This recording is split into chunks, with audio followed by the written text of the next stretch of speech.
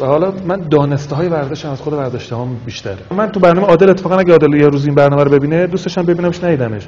تو مسابقات پیش‌بینی برنامه 90 من پارسال شدم 115 تو ایران.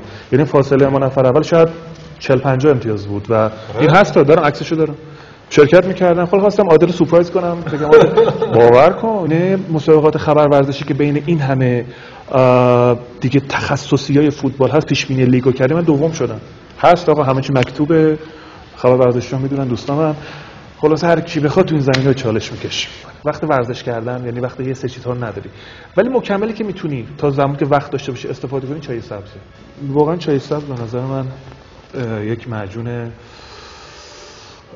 جادوییه.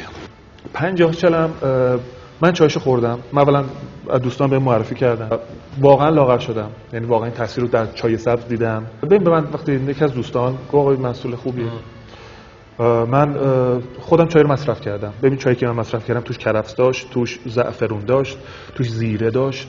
خدا وکیلی انصافا چای سبزی که من خوردم توش ترکیبات عجیبی داشت.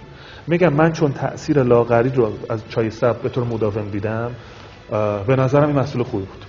یه آمار در آورده بودن که اکثر مردم ایران اضافه وزن دارن و شما خود نگاه کنید همه اضافه وزن دارن تقریبا. گودی کمر نمیبینه همه ماشاءالله. 3 ماه وقت داریم ان شاء الله عید هممون فیت نشسته باشیم در کنار خانواده. سایز رو کم میکنه، آب میان بافتی رو اصولا کم میکنه، بدین دلیل سایز بدن آدم کم میشه، سوخت و ساز بدن رو زیاد میکنه، اشتها رو کم میکنه. اینا نکات چای سبز. مجوز وزارت بهداشت داره. نکته زیبایی که من خیلی دارم خوشحالم، اولا من سایتشو مطالعه کردم، رفتم سایت بسیار قوی.